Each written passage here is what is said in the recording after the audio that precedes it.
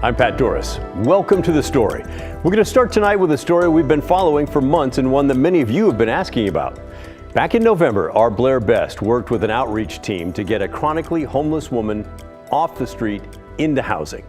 Well, it's been 7 months now since Tara was handed a key to her own apartment, and Blair checked in to see how she's been doing as she tries to move forward and leave life on the street behind. Hey, Cliff! I need your help! The transition Tara Pietromonaco has gone through is life-changing, to say the least.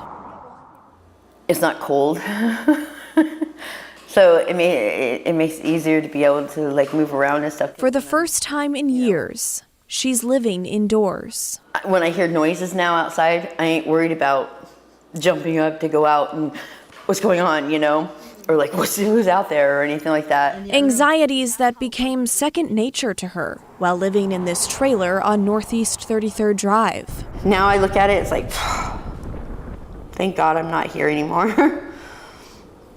I just don't know if I would have been able to live much longer out there. I mean, I was getting to the point where I was on my breaking point.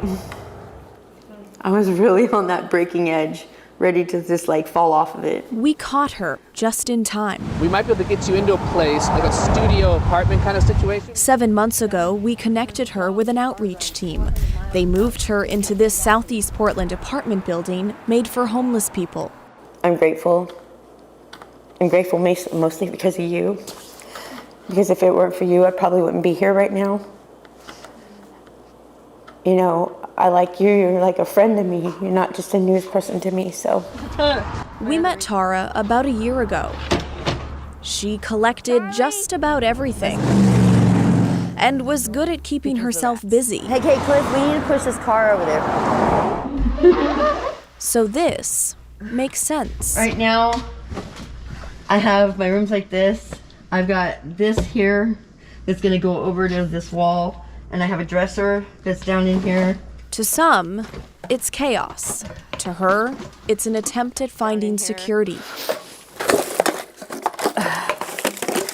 And then I'm gonna take these crates and I'm gonna screw them all together. This room was actually cleaner a couple days ago. I think the only downfall about being here, being indoors, is I've lost my vehicles and I lost a lot of my things that were important to me, that cost a lot of money when I was out there, She often goes back to the camp to check on her brother, who still lives there. Bro, I'm not leaving you. I do worry about him because he doesn't belong out there either. How's it going? This is something Gurney Kimberly, who works with Tara, says is common. Tara was, I think, a really active member in her community down there, and I think she was valued. Like many homeless nonprofits, Join, where Kimberly works, is severely understaffed. This is not the kind of job you clock in and clock out of. I mean, this job you take home with you, and you go to sleep with it and you wake up with it. He says Tara's caseworker has at least 60 other clients just like her. People are coming off the streets with a lot of trauma, a lot of addiction issues, and a lot of severe mental health. And if we're not realistic about that and willing to put the time and money into, and I mean serious time, not just a year, not just 6 months, but actual time up to 3 to 5 years into working with somebody, then we're out of touch with reality. So getting back on her feet will take a lot of work from Tara, too. I don't even know where to begin on that, it's a big step. And I have a hard time with change. So Blair, great story. And what was it like for her when she literally moved off the street? Yeah, so it was a pretty hard transition, and I think that's really the point that this story is trying to make, is that it's not easy to come off the streets, and it's not a quick fix. So originally, when she moved into that apartment building, she was sick for a while. She suffered a lot of health issues, and she was in and out of the hospital for quite some time. Is that just from the maladies of being out on the street and not taking care of her health? I mean, I didn't ask her specifically what she went through. She has some mobility disabilities. She had to move to the bottom floor, just things like that. And then she had trouble paying her rent, I understand. She did, yes. She lives off of Social Security. So not a lot of money, probably. Yep, and she pays about half of that towards rent at that apartment building, and she struggled to pay rent for a while. And probably because also she's not used to that. 100%. Right? It's a whole new system to try and learn. But it's interesting because the property management that oversees her building, they do what's called a compassionate property management, where they take issues like that and they don't use it as an excuse to evict someone and put her back out on the side of the street. They've tried working with her, and I've heard that it's gotten better, and she's been paying her rent on time. Well, that's nice. Yeah, it's nice to hear. And I understand there's also a problem because she likes to collect cars.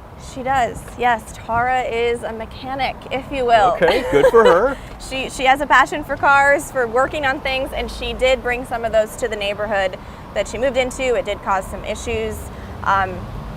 People ultimately towed her vehicles. That was really hard on her. That's going to happen. I mean, that was her identity out on Northeast 33rd, were her cars, her She was things. the lady who had all the cars. She was, and she worked on other people's cars as well. Wow. Yeah. Well, she can still do that, not have them parked all over the neighborhood, Which, I guess. yeah, she doesn't anymore. But It's been interesting to me how much people in our audience have cared about her. We're getting emails all the time. In fact, we just got one from you yesterday.